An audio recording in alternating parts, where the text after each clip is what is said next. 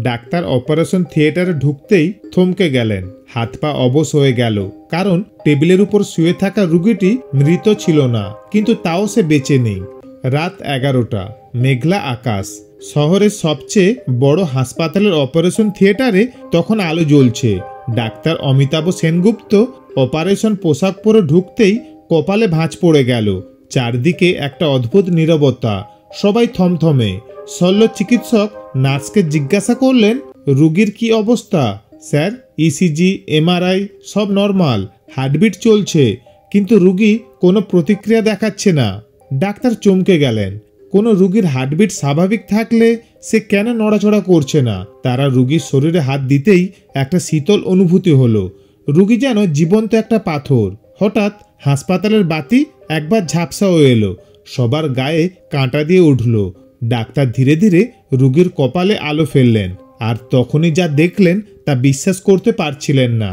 Doctor Amitabh নার্সদের ইশারা করলেন, রোগীর শরীর পরীক্ষা করুন, ব্লাড প্রেসার, পালস সব নর্মাল আছে তো? নার্স অবাক হয়ে বলল, স্যার সব কিছু ঠিক আছে, কিন্তু রোগী জেগে উঠছে না।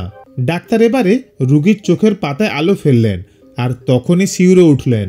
রোগীর চোখ খোলা, কিন্তু তার চোখের মনি নেই, যেন ফাঁকা সাদা দৃষ্টি। নার্স ভয়ে পেছনে সরে গেল।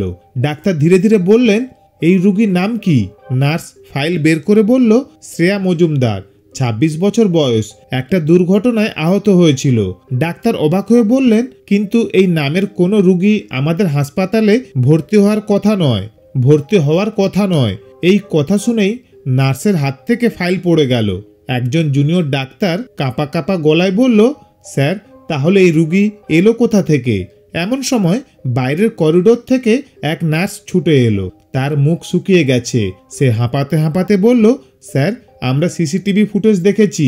ডাক্তার বললেন, কি দেখেছো? নার্সের কণ্ঠস্বর কাঁপছিল, স্যার এই মেয়েকে কেউ হাসপাতালে নিয়ে আসেনি, সে নিজেই হেঁটে অপারেশন থিয়েটারে ঢুকেছে।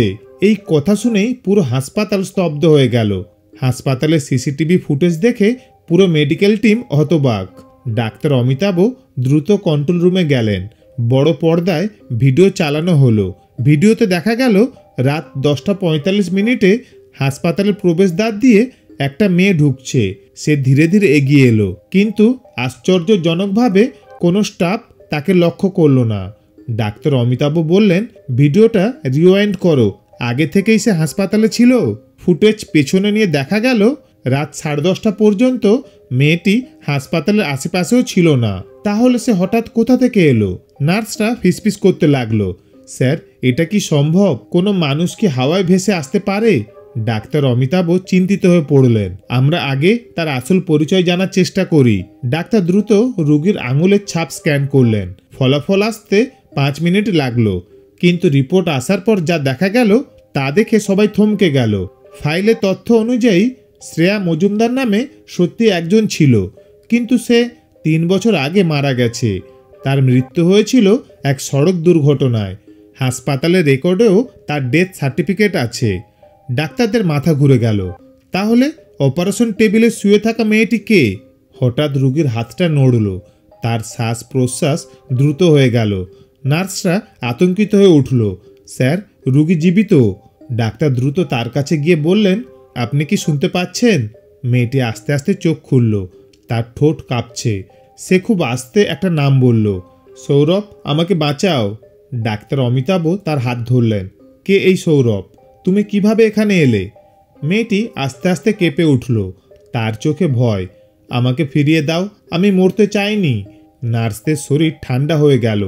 ডাক্তার বললেন, তুমি কি বলতে চাও? তুমি মারা গিয়েছিলে?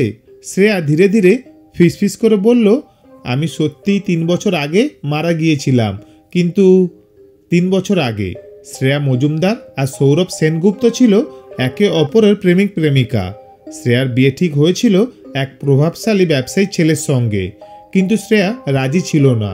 সৌরভকে নিয়ে পালানোর পরিকল্পনা করেছিল, কিন্তু সেই রাতে শ্রেয়াকে তার নিজের বাড়িতেই হত্যা করা হয়।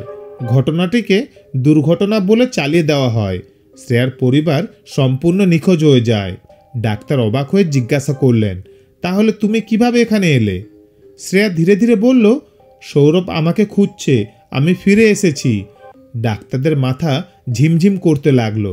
নার্স বলল, স্যার আমরা কি পুলিশকে ডাকবো? ডাক্তার কিছু বলার আগেই শ্রেয়া জোরে চিৎকার করে উঠল। হঠাৎ হাসপাতালের সব আলো বন্ধ হয়ে গেল। বিদ্যুৎ বিভ্রাট, চারপাশে অন্ধকার, কেউ কিছু দেখতে পাচ্ছে না, শুধু একটাই আওয়াজ শোনা যাচ্ছে, আমি মরতে চাইনি, আমি মরতে চাইনি। অন্যদিকে সেই রাতে একজন ব্যক্তি গাড়ি থেকে নেমে হাসপাতালে ঢুকছে। সে ফোনে বলছে, কোনোভাবেই ও বেঁচে থাকতে পারে না, ও যদি কথা বলে সব শেষ, কোনোভাবেই শ্রেয়াকে বাঁচতে দেওয়া যাবে না। বিদ্যুৎ চলে যাওয়ার পর হাসপাতালের সবাই ভয়ে কেঁপে উঠেছিল। ডাক্তার অমিতাভ নার্সদের বললেন, টর্চ চালাও দ্রুত। টর্চের আলোয় দেখা গেল শ্রেয়া বেডে নেই। সে কোথায় গেল? হাসপাতালের দরজা খোলা। ডাক্তার বললেন, ও হয়তো পালিয়ে গেছে, আমাদের দ্রুত ওকে খুঁজতে হবে। সিসিটিভি ফুটেজ চেক করা হলো, কিন্তু অবাক করার বিষয়, সিসিটিভি ফুটেজে কেউ হাসপাতাল থেকে বের হতে দেখা গেল না। শ্রেয়া যেন বাতাসের মতো উধাও হয়ে গেছে। ডাক্তারদের মাথা ঘুরতে লাগলো। ঠিক তখনই এক নার্স আতঙ্কে দৌড়ে এলো, স্যার ছাদের উপর কেউ একজন পড়ে গেছে। ডাক্তাররা ছাদে গিয়ে দেখলো একজন লোক পড়ে আছে, রক্তাক্ত।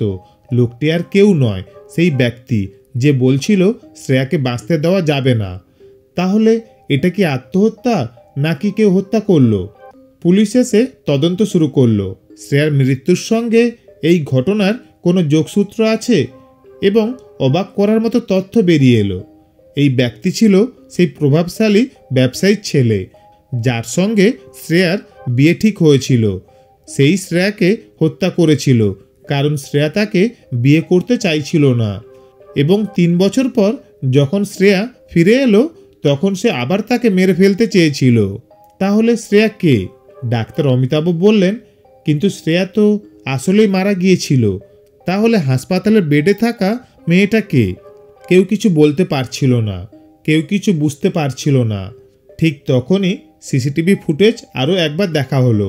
এবার যা দেখা গেল তাতে সবাই স্তব্ধ হয়ে গেল। শ্রেয়াকে হাসপাতালের করিডোরে একা হাঁটতে দেখা যাচ্ছে।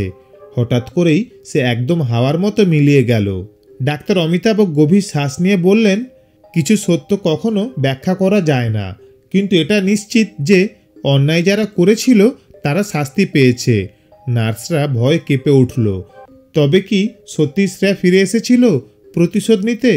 হাসপাতালের করিডোরের জানালায় এক মুহূর্তের জন্য একটা প্রতিচ্ছবি দেখা গেল। একটি মেয়ে ধীরে ধীরে হাসছে, তার চোখ থেকে টপ টপ করে রক্ত ঝরছে, এবং কয়েক সেকেন্ডের মধ্যেই সে মিলিয়ে গেল। এটা কি শুধুই কাকতালীয়, নাকি সত্যিই অতৃপ্ত আত্মার প্রতিশোধ? আপনি কি মনে করেন? মন্তব্যে জানান। আজকের এই গল্পটি কেমন লাগলো কমেন্ট করে জানাবেন। ভালো লাগলে একটা লাইক করে চ্যানেলটা সাবস্ক্রাইব করে পাশে থাকবেন। ধন্যবাদ।